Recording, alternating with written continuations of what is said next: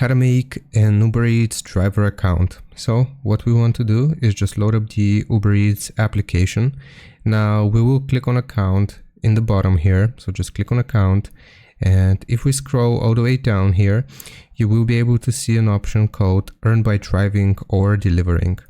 Now once selected, it's going to show us a bunch of different options here. So we can do rides and delivery with a car. You will have to be 21 plus and the vehicle needs to be from the year 2008 or newer. You can solely do rides with a car. You can be a commercial driver. You can do delivery with a car, delivery with a scooter, or delivery with a bicycle or on foot. So for example, let's select delivery with a car and we're gonna click on continue here. And what this is going to do, it's gonna show us that they need to do a background check. So agree to this. We will need to input our social security number. So it's gonna tell us that social security is needed for payments and to run a background check.